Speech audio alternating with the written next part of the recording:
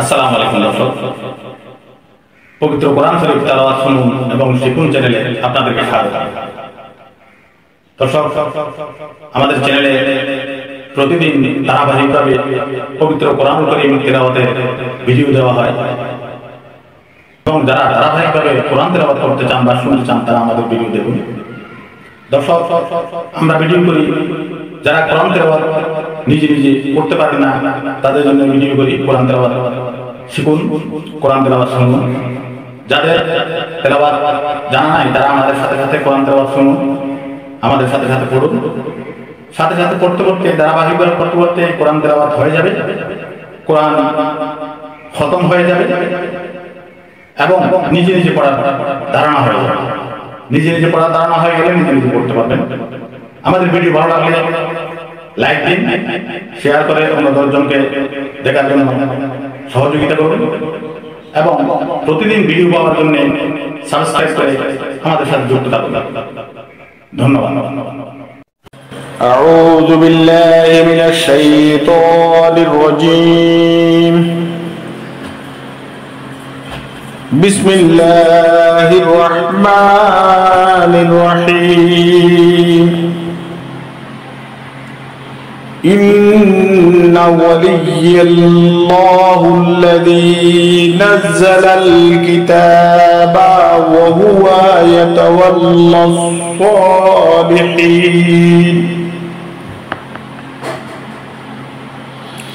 والذين تدعون من دونه لا يستطيعون نصركم ولا أنفسهم ينصرون وإن تدعوهم إلى الهدى لا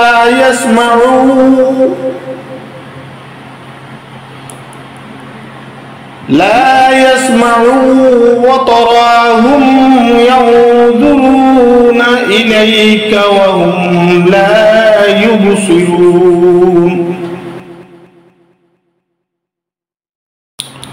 خذ العفو وأمر بالعرف وأعرض عن الجاهلين وإما ينزغنك من الشيطان نزغ فاستعذ بالله إنه سميع عليم. إن الذين اتقوا إذا مسهم طائف من الشيطان تذكروا فإذا هم مبصرون وإخوانهم يمدونهم في الغي ثم لا يقصرون وإذا لم تأتهم بآية قالوا لولا اجتبيتها قل إنما أتبع ما يوحى إلي من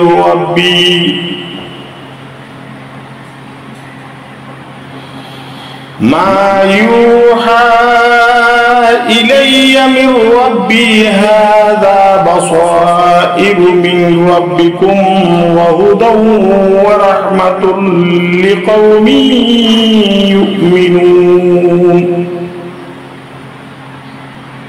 وإذا قرئ القرآن فاستمعوا له وأنصتوا لعلكم ترحمون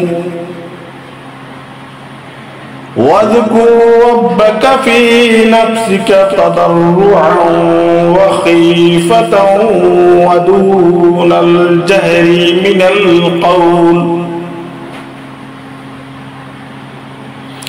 من القول بالغدو والآصال ولا تكن من الغافلين الغافلين صدق الله العظيم